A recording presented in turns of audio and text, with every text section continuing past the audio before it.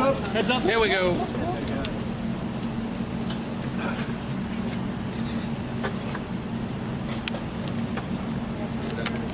Good afternoon, everybody.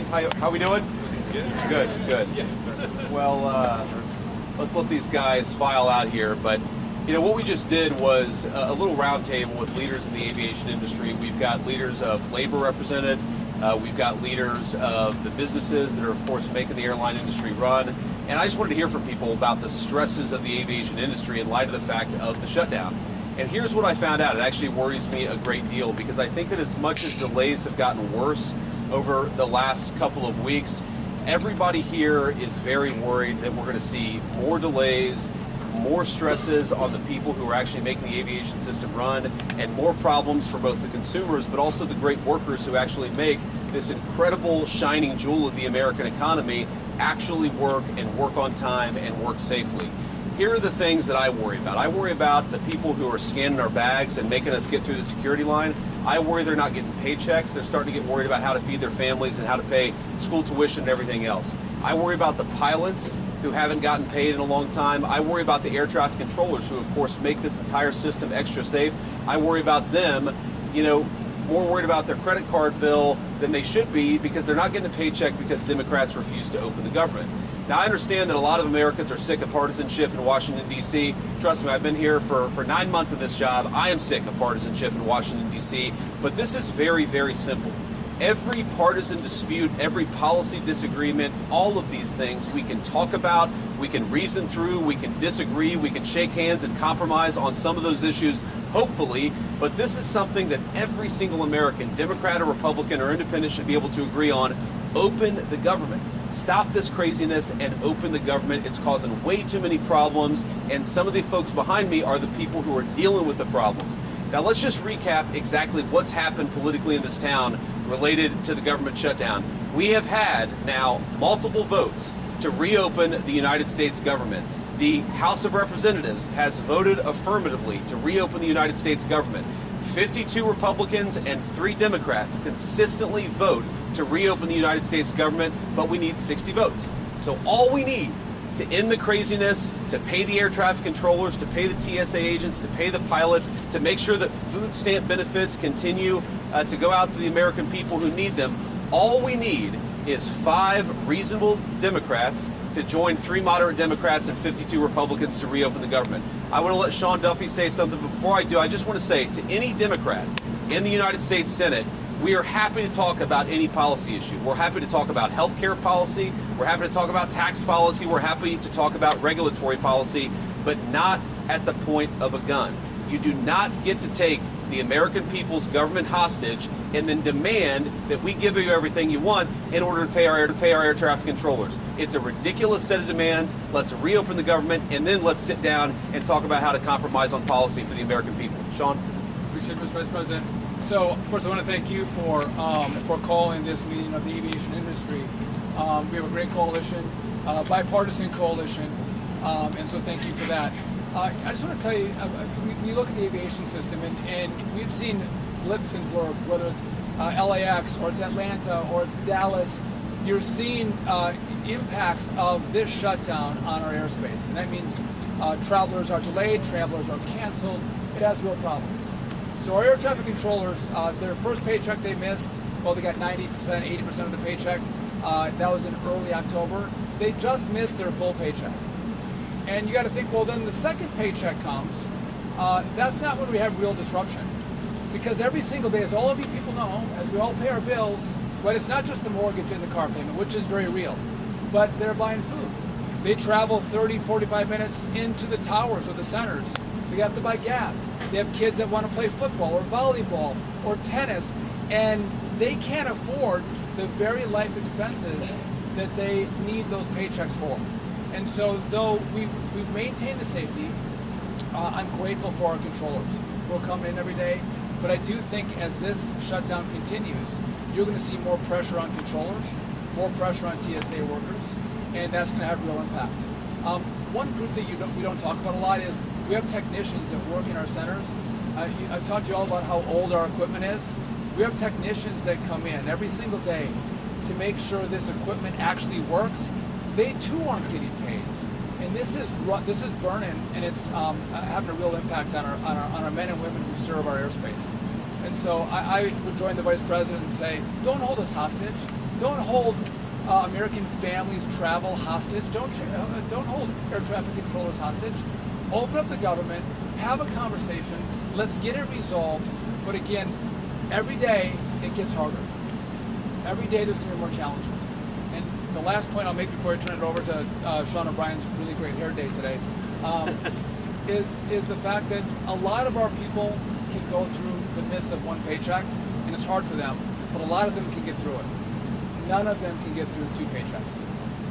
And so, again, if Democrats don't get their act together very quickly, you're going to see huge problems. And again, I would come to them with a clean heart and say, open up the government, and then let's have a conversation. I'll give it to the Teamster, Sean O'Brien. Thank you very much, Secretary Duffy. Thank you, Vice President Vance. Look, the bottom line, and we took a position, I represent 1.3 million working men and women in this country for the International Brotherhood of Teamsters. We took a position 3 weeks ago. Pass a clean CR, get to the table, negotiate a deal. Do not put working people in the middle of a problem they should not be in there. And we got to think about the families that are going to be affected. Think about when you have to tell your son or daughter they can't play sports because you're not getting paid. Think about when you can't pay your mortgage. Think about when you can't pay your tuition. Put the politics aside, get to the table, negotiate a deal, pass a clean CR right now, and then figure out the problems moving forward. And I want to thank the air traffic controllers. I want to thank the Aviation Administration for all their hard work and sacrifice they make. And look, security and safety of the airlines is paramount. Let's not compromise the safety and security. Pass a clean CR. Thank you. Thank you, Sean. Great. Anybody else? Come on. Yeah. Well, thank you, Mr. Vice President. Thank you, Secretary Duffy. Thank you all for being here with us today. And I want to start by really thanking the professionals, the air traffic controllers, folks at the TSA, also the FAA, the people in management. They're working hard. They are keeping the skies safe. They've minimized delays. Fewer than 2% of flights have been delayed so far because of air traffic control shortages. So they've done a great job. But it's putting stress on people. It's not fair to those people.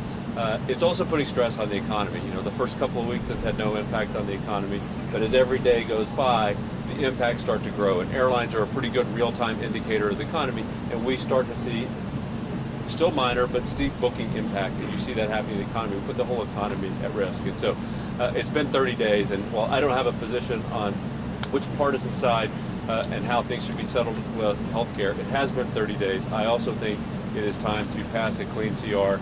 Use that as the opportunity to get into a room behind closed doors and negotiate hard on the real and substantive issues that the American people want our politicians on both sides of the aisle to solve. But let's get a clean CR and get that negotiation done behind closed doors without the pressure, without putting the American workers and the American economy at risk.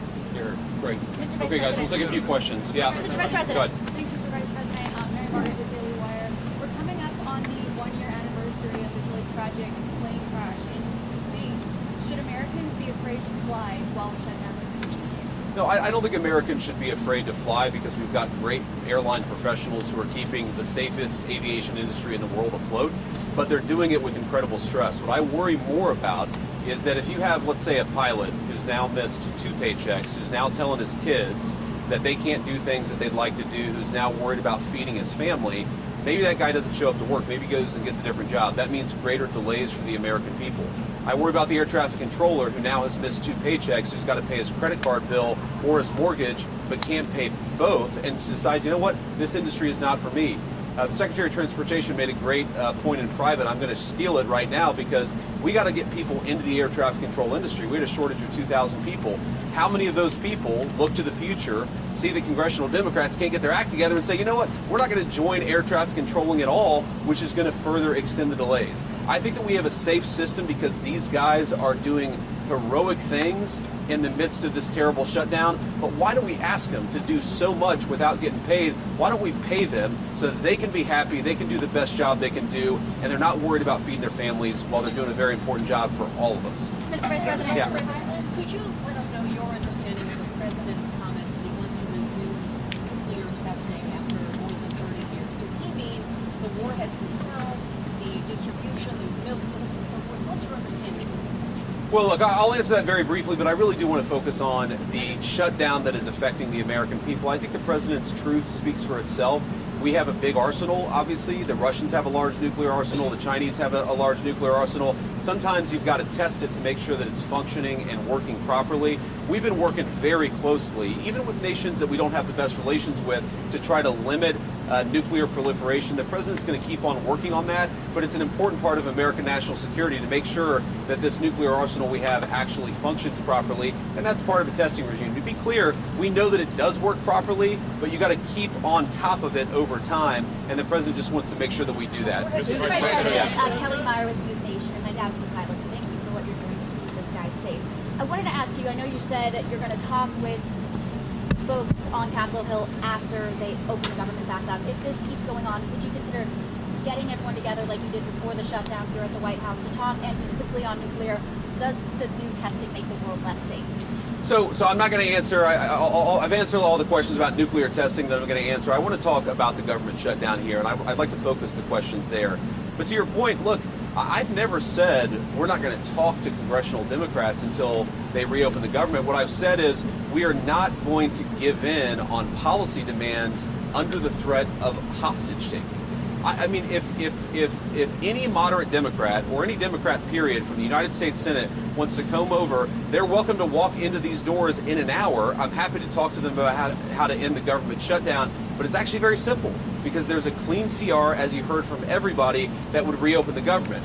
What we're also saying is that we're not going to allow anybody, Democrat or Republican, to effectively threaten any policy demand and to place that upon reopening the government. Reward hostage taking. If Democrats want to talk about healthcare policy, let's talk about healthcare policy. If they want to talk about tax policy, let's talk about tax policy. They don't get to come in here and say, you give us everything we want, or we're going to shut down the government and not pay our pilots and not pay our air traffic controllers. It's ridiculous, disgraceful, irresponsible behavior. There have got to be 5 more moderate Democrats in this entire city who are willing to work with us to reopen the government.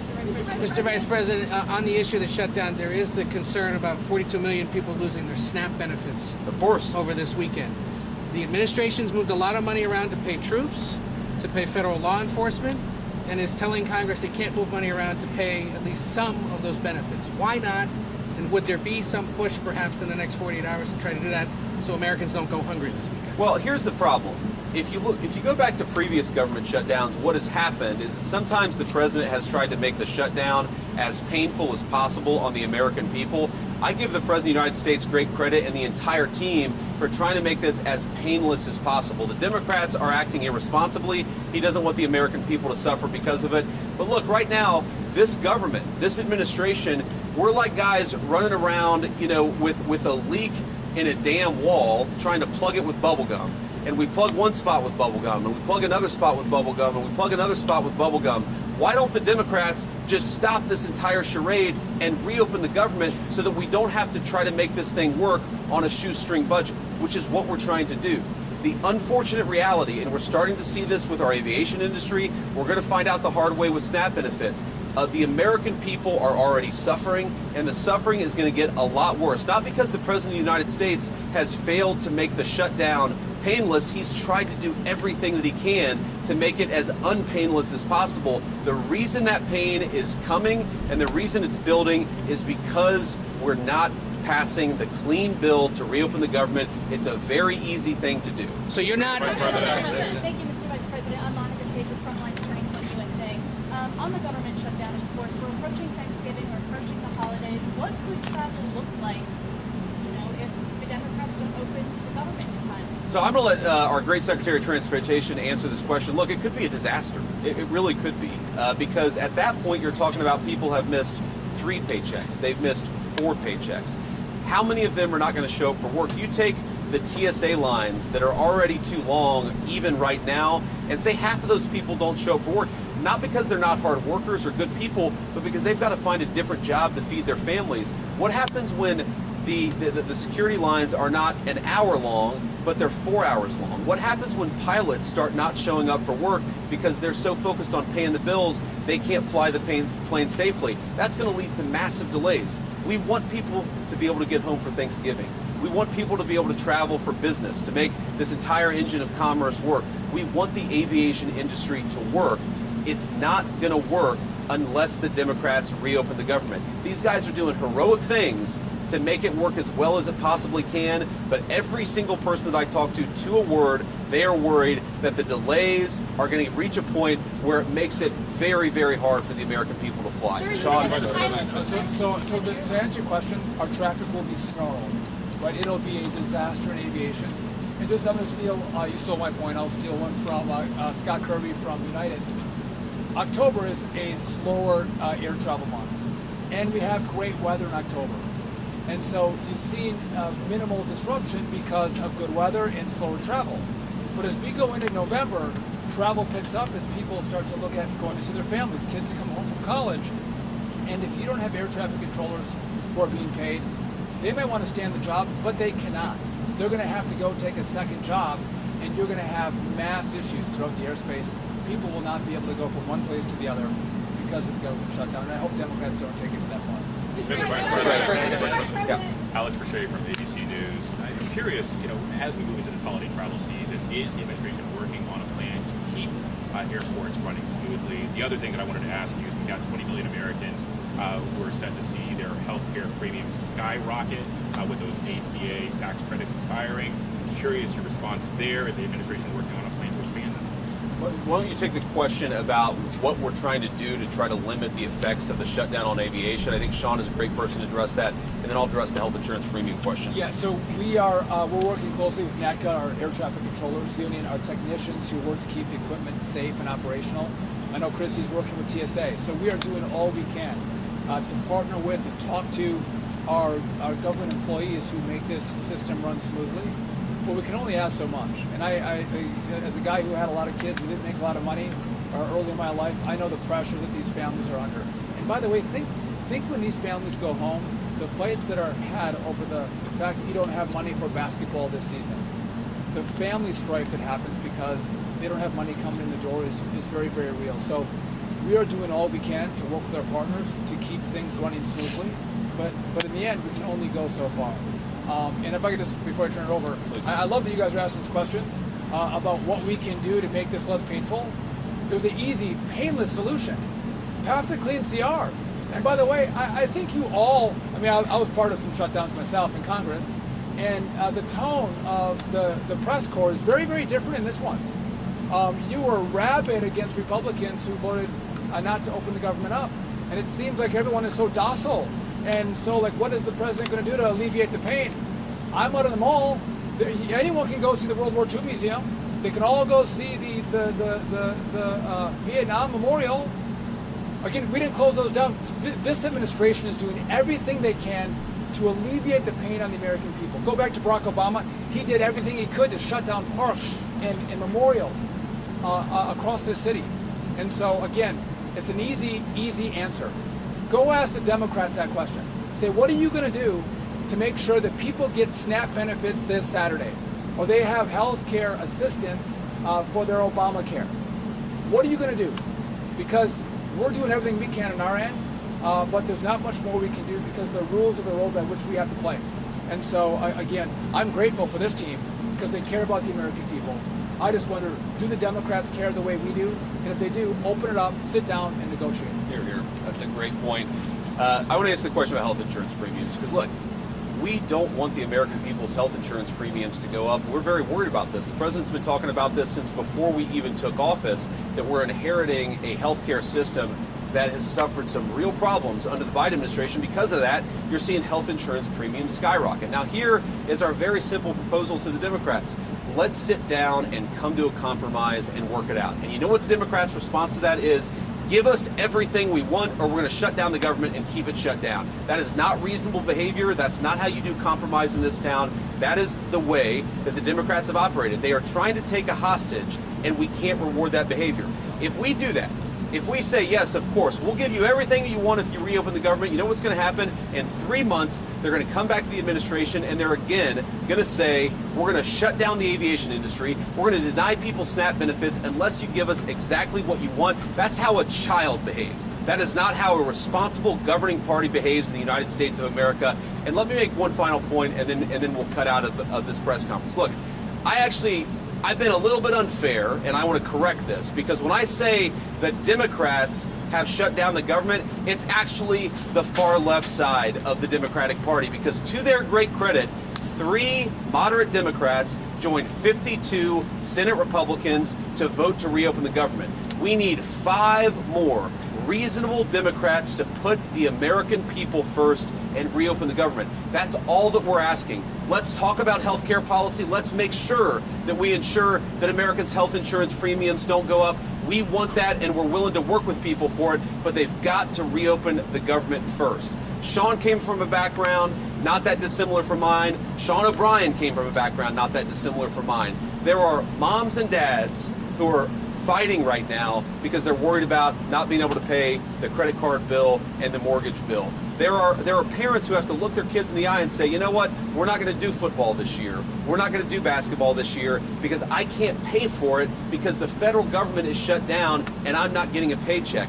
Do we want those people who keep the aviation system running to not be able to feed their families, to not be able to pay for some of the things that make life worth living? The answer to that question is absolutely. We want them to be able to afford a good life. The only way for that to happen is to reopen the government. It'll be good for those who fly. It'll be good for those who work in the aviation industry. It'll be good for the whole country. Just do the common sense thing, Democrats. Let's reopen the government. We need 5 Senate Democrats to join us. I hope that they will. Thank you, guys. I have 35